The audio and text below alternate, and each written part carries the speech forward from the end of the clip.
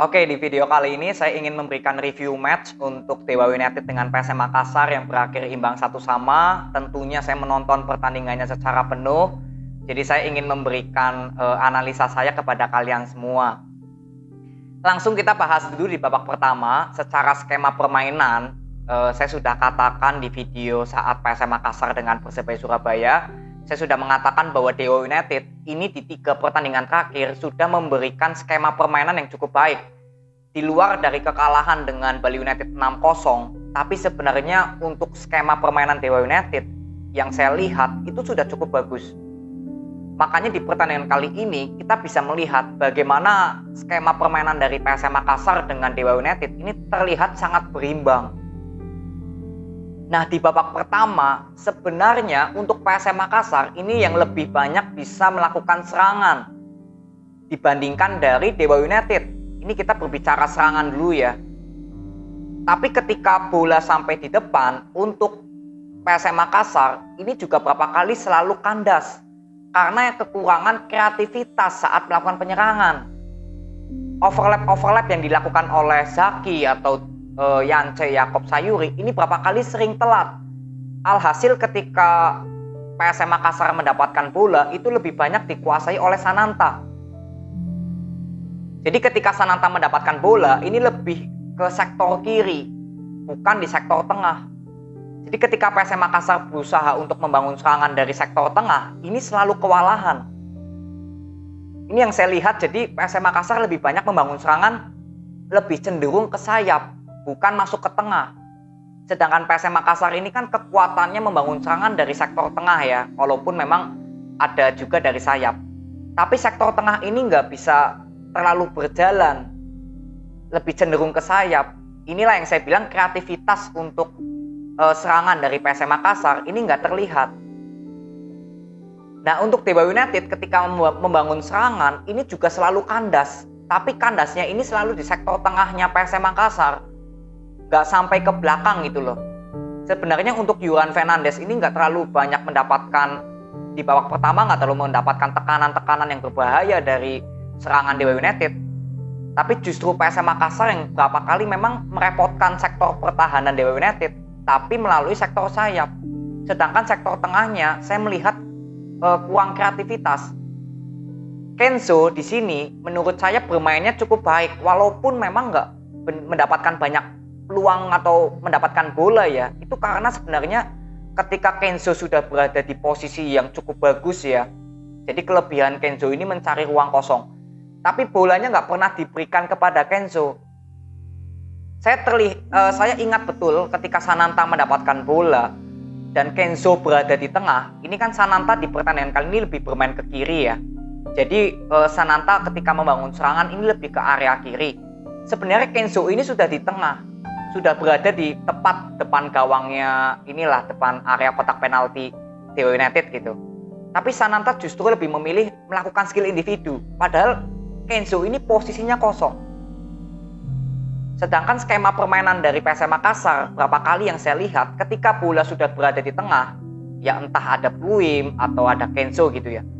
Disitulah kekuatan dari PSM Makassar karena membangun serangannya biasanya PSM Makassar ini bisa melalui sektor tengah cukup bagus, sektor sayap juga cukup bagus. Jadi kreativitasnya terlihat.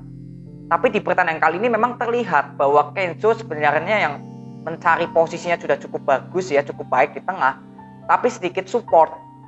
Makanya serangan-serangan dari PSM Makassar sebenarnya mudah ditebak oleh pertahanan Dewa United.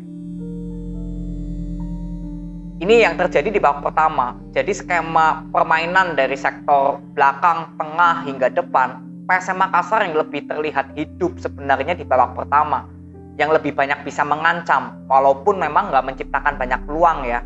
Tapi untuk Dewa United ketika melakukan penyerangan ini selalu kandas dulu di sektor tengahnya PSM Makassar. Jadi sebenarnya penyerangan PSM Makassar ini lebih baik dibandingkan Dewa United, walaupun memang kedua tim sama-sama nggak memiliki peluang yang cukup berbahaya ya. Nah, PSM Makassar sempat unggul dulu 1-0 dari gol Yuran Fernandes melalui titik putih ya. Itu ada tarikan di area kotak penalti dan Yuran Fernandes mengambil penalti menjadi gol. Dan di sini saya nggak bisa komentari gol tersebut karena memang ini proses dari set play bola mati ya, dari penalti. Tapi intinya PSM Makassar di babak pertama udah unggul 0-1. Nah, di babak kedua, Dewa United ini mencoba bermain lebih terbuka, bermain bagaimanapun harus bisa menekan. Dan saya melihat kejelian dari seorang Maizar ya, pelatih dari Dewa United, ini harus berani bermain lebih ke dalam untuk menekan PSM Makassar. Karena PSM Makassar ini kalau bertahan itu kan sampai 5 pemain ikut mundur ke belakang ya. Nah, di sini Dewa United sebenarnya di menit 46 setelah Fahmi diganti, itu sebenarnya penyerangan dari Dewa United lebih terlihat berjalan lebih baik lah dibandingkan di babak pertama. Dan PSM Makassar sebenarnya sudah konsisten, nggak ada masalah baik di pertahanan, di pemain tengah dan pemain depan gitu ya. Tapi ya kembali lagi di pemain depannya memang sama seperti di babak pertama. Jadi minim kreativitas ketika membangun serangan, masih terlihat sering telat overlap untuk pemain sayap atau pemain tengahnya. Jadi di sini Sananta terlihat berapa kali mendapatkan bola juga selalu kandas. Dan Kenzo memang di menit 60 diganti ya oleh Rizky ya kalau nggak salah ya. Iya Rizky pertama masuk. Nah sebenarnya ketika Kenzo diganti terlihat jelas Rizky pun nggak banyak mendapatkan bola. Nah yang saya amati ketika menit 61 terjadi gol dulu ya 1-1, itu kan juga proses golnya melalui kesalahan dari Yuran ya, yang ingin memberikan passing kepada kiper melalui headingan, tapi justru malah bolanya nggak sampai, Osman bisa mencetak gol melalui bola atas. Artinya kedudukan 1-1. Nah ketika PSM Makassar di menit 76 menggantikan Sananta ditarik keluar menggantikan Bisa, di sinilah saya melihat bahwa serangan PSM Makassar ini justru sudah nggak terlihat lagi. Tadi saya sudah bilang bahwa di babak pertama dengan mainnya Sananta dengan Kenzo, ini kreativitas kan masih sedikit kurang terlihat berjalan ya. Ditambah Kenzo diganti, Sananta diganti. Dan bisa bermain dengan Rizky di depan. Ini justru nggak terlihat sama sekali. Jadi di menit 76, justru serangan-serangan dari PSM Makassar sudah nggak bisa berjalan. Alhasil Dewa United bisa memanfaatkan itu menjadi membalikan ke kekuasaan bola possession. Di menit 76 itu Dewa United yang boleh dibilang selalu menekan untuk PSM Makassar. Dan ketika PSM Makassar banyak ditekan oleh Dewa United, ini sama seperti PSM Makassar saat menghadapi Persib Bandung yang saya katakan. Ini sama persis kejadiannya. Ketika PSM Makassar sudah unggul 2-0 atas Persib Bandung, itu saya sudah bilang ya di video reviewnya, bahwa para pemain PSM Makassar ini seperti nggak bisa keluar dari tekanan karena Persib Bandung terus memberikan tekanan dan akhirnya Klok menciptakan gol menjadi 2-1. Dan di akhir babak pertama Sananta mencetak gol. Disitulah baru para pemain PSM Makassar bisa kembali lagi keluar. Tapi di pertandingan kali ini dengan banyaknya pemain yang sudah ditarik keluar ya, pemain-pemain yang paling banyak berkontribusi, artinya para pemain PSM Makassar ini terlihat di menit-menit 80 ke atas hingga akhir, ini nggak bisa keluar dari tekanan. Ada beberapa peluang yang terjadi dari Dewa United itu justru di 10 menit akhir pertandingan babak kedua. Ini yang saya dapatkan, yang saya bisa analisa. Jadi di sini saya nggak berbicara masalah hasil menang, imbang, atau kalah ya. PSM imbang dengan tim yang kemarin kalah dengan Bali United 6-0. Ini bukan berbicara masalah hasil imbang atau PSM Makassar bermain jelek, bukan.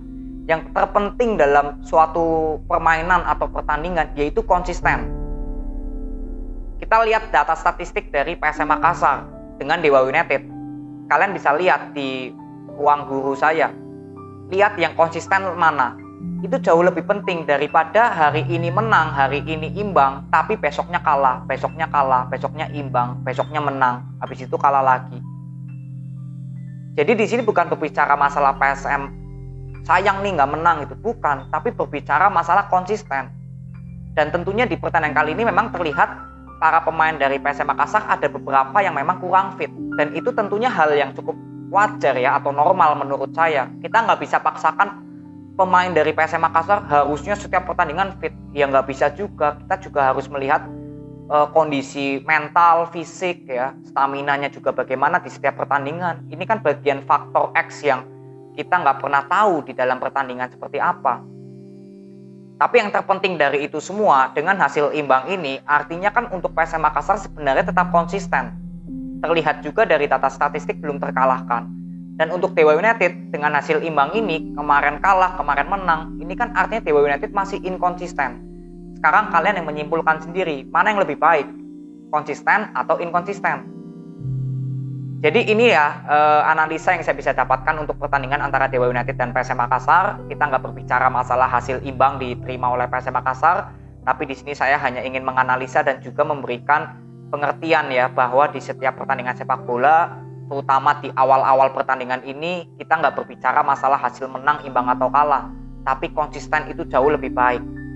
Dan kalian yang simpulkan sendiri, apakah PSM Makassar sudah konsisten dengan hasil di 9 pertandingan secara menyeluruh ya di PRQ Liga 1, ya kalian bisa lihat data statistiknya. Bagaimana jumlah mencetak golnya, jumlah kemasukannya, lalu hasil yang dicapai, apakah pernah mengalami kekalahan.